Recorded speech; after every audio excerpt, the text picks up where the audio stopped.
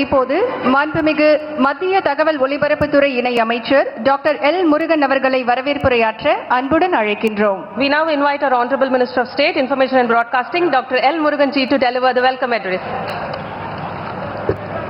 भारत माता की, भारत माता की.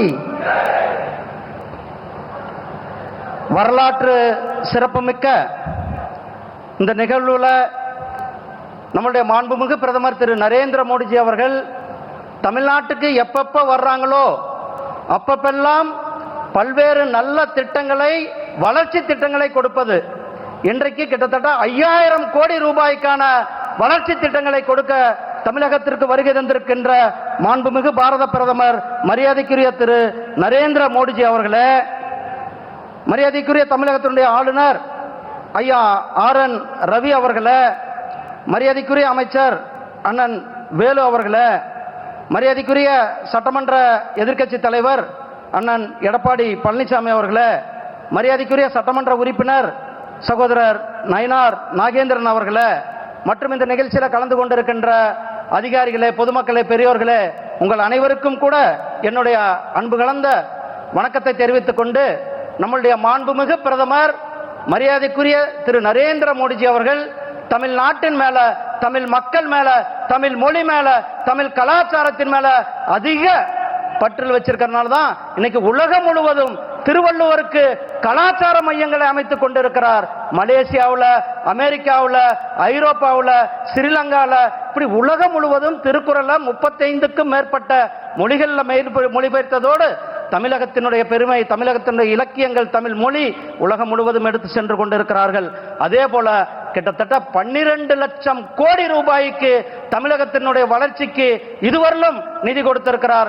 இன்றைக்கு 5000 கோடி ரூபாய் தமிழகத்தினுடைய வளர்ச்சிக்கு கொடுத்திருக்கிறார். அவரை உங்கள் சார்பாக, தமிழக மக்கள் சார்பாக வருக வருக என அன்போடு அழைக்கின்றேன். நன்றி, வணக்கம். ஜெய்ஹிந்த், ஜெய் பாரத்.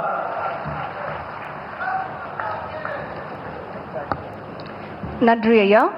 இன்று நம் மாண்புமிகு பாரத பிரதமர் அவர்கள் 4400 கோடி ரூபாய் மதிப்பீட்டில் தமிழ்நாடு மற்றும் புதுச்சேரியில் பல்வேறு திட்டங்களை தொடங்கி வைக்க இருக்கின்றார்கள்.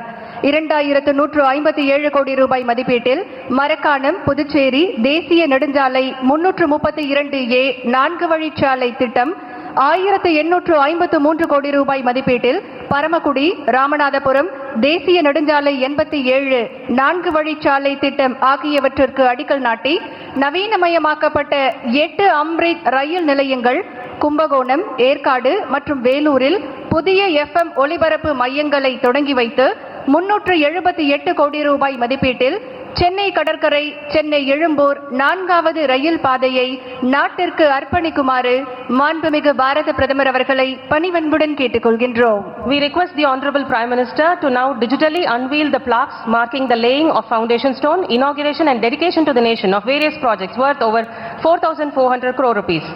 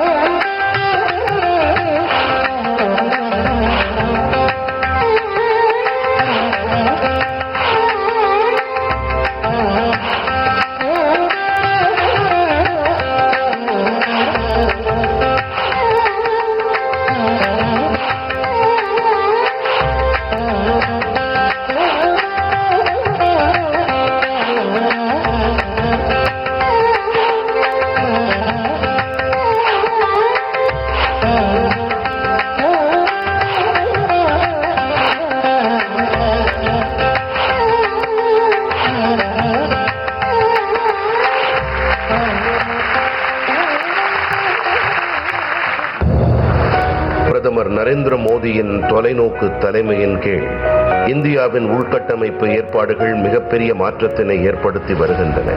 உலக தரம் வாய்ந்த ரயில் மற்றும் தேசிய நெடுஞ்சாலை உள்கட்டமைப்புகள் இணைப்பில் புரட்சியை ஏற்படுத்தி இதுவரை இல்லாத வேகத்திலும் அளவிலும் உலகளாவிய அளவுகோல்களை அமைத்துள்ளன.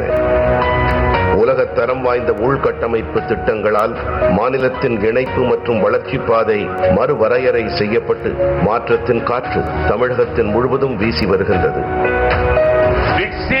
भारत के सफर में तमिलनाडु का बहुत बड़ा रोल है। बीते दशक में तमिलनाडु के विकास के लिए 2014 से पहले की तुलना में 3 गुना ज्यादा पैसा सेंटर से दिया गया है। தமிழகத்திற்கு இன்று ஒரு வரலாற்று சிறப்புமிக்க நாள். நமது மாண்புமிகு பாரத பிரதமர் 4400 கோடிக்கும் அதிகமான மதிப்பிலான 5 உள்கட்டமைப்பு திட்டங்களை தொடக்கி வைத்து நாட்டுக்கு அர்ப்பணித்து அடிக்கல் நாட்டுகின்றார்கள். மரக்காணம் புதுச்சேரி பிரிவை 4 வழிச்சாலையாக மாற்ற அடிக்கல் நாட்டப்படுகின்றது. இது புதுச்சேரி நகரத்தில் போக்குவரத்து நெரிசலை குறைக்கவும் வாகனங்களின் வேகத்தை மணிக்கு 40 முதல் 100 கிலோமீட்டராக அதிகரிக்கவும் உதவும். இதன் மூலம் பயண நேரம் 1 மணி நேரத்திலிருந்து வெறும் 30 நிமிடங்களாக குறைகிறது. கடலோர சுற்றுலாத்துறை வளர்ச்சிக்கு ஊக்கம் அளிக்கின்றது. 3 பொருளாதார முனையங்களை இணைப்பதோடு ஒரு மிகப்பெரிய உணவு பூங்கா, ஒரு மீன் பிடி தொகுப்பு, ஒரு மருந்தக தொகுப்பு மற்றும் 2 சமூக முனையங்கள் அருள்மிகு மணக்குள விநாயகர் கோயில் மற்றும் பாரடைஸ் கடற்கரை ஆகியவற்றை இணைக்கின்றது. மேலும் முக்கிய 3 தேசிய நெடுஞ்சாலைகள் மற்றும் 2 மாநில நெடுஞ்சாலைகளை இணைப்பதற்கான ஒரு முக்கிய சாலையாக அமைகின்றது. பரமக்குடி ராமநாதபுரம் பிரிவை 4 வழிச்சாலையாக மாற்றுவதன் மூலம் மதுரை, ராமேஸ்வரம் மற்றும் தனுஷ்கோடி போன்ற புனித தலங்களுக்கு விரைவான பயணம் உறுதி செய்யப்படும். இந்த இடங்களுக்கு வருகை தரும் லட்சக்கணக்கான பக்தர்களுக்கு பாதுகாப்பான மற்றும் விரைவான பயணத்தை உருவாக்கி தரும். மேலும் விவசாய மற்றும் கடல் சார்ந்த பொருட்கள் உள்நாட்டிலிருந்து புதிய சந்தைகளுக்கு வேகமாக கொண்டு செல்லப்படும். இது 5 பொருளாதார முனையங்கள், 2 மீன்பிடி தொகுப்புகள், ஒரு சிறப்பு பொருளாதார மண்டலம், ஒரு மிகப்பெரிய உணவு பூங்கா மற்றும் ஒரு ஜவுளி தொகுப்பினை இணைக்கும் திட்டமாக செயல்படுத்தப்படும். மறுசீரமைக்கப்பட்ட மொரப்பூர், பொள்ளாச்சி, பொம்மிடி, காரைக்குடி சந்திப்பு, ஸ்ரீவில்லிபுத்தூர், சோழவந்தான், திருவாரூர் சந்திப்பு மற்றும் மணப்பாறை ஆகிய 8 அம்ரித் ரயில் நிலையங்களுக்கான திறப்பு விழாவும் நடைபெறுகின்றது. இது உள்ளூர் போக்குவரத்தில் புரட்சியை ஏற்படுத்த உள்ளது. இந்த நிலையங்களை பாரம்பரியத்துடன் கூடிய நவீன வசதிகள் உள்ளடக்கிய துடிப்பான நகரங்களாக மாற்றுகின்றது. தேசத்திற்கு அர்ப்பணிக்கப்படும் திட்டம். சென்னை கடற்கரை மற்றும் சென்னை எழும்பூர் நிலையங்களுக்கு இடையே புதிய 4வது பாதை. இந்த புதிய பாதை சென்னையின் பொருளாதாரத்திற்கு இன்றியமையாத திட்டமாகும். மேலும் நெரிசலை குறைத்து நீண்ட தூர ரயில்கள் மற்றும் சரக்குகளின் தடையற்ற இயக்கம் உறுதி செய்யப்படும். இதன் மூலம் வளர்ச்சி மற்றும் மேம்பாட்டிற்கான புதிய வழிகள் ஏற்படும். தமிழ்நாட்டில் கும்பகோணம், ஏற்காடு, வேலூர் என 3 இடங்களில் புதிய பண்பலை அஞ்சல் நிலையங்கள் திறக்கப்படுகின்றன. இவை 15 மாவட்டங்களுக்கு 24 மணி நேர பண்பலை ஒலிபரப்பை உறுதி செய்யும். இது 18,000 சதுர கிலோமீட்டர் பரப்பளவை உள்ளடக்கியதாக இருக்கும். இதனால் 30 லட்சம் மக்கள் பயனடைவார்கள்.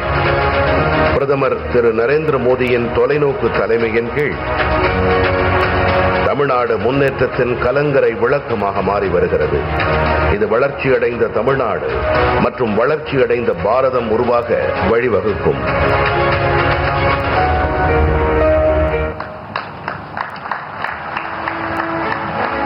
தற்போது மாண்புமிகு பாரத பிரதமர் அவர்கள் தொடங்கி வைத்த நவீனமயமாக்கப்பட்ட 8 அம்ரித் ரயில் நிலையங்களை காணொளி காட்சி வாயிலாக பார்த்துக் கொண்டிருக்கிறோம். We are now watching live the 8 renewed Amrit stations via video conferencing which were inaugurated by our Honorable Prime Minister just now.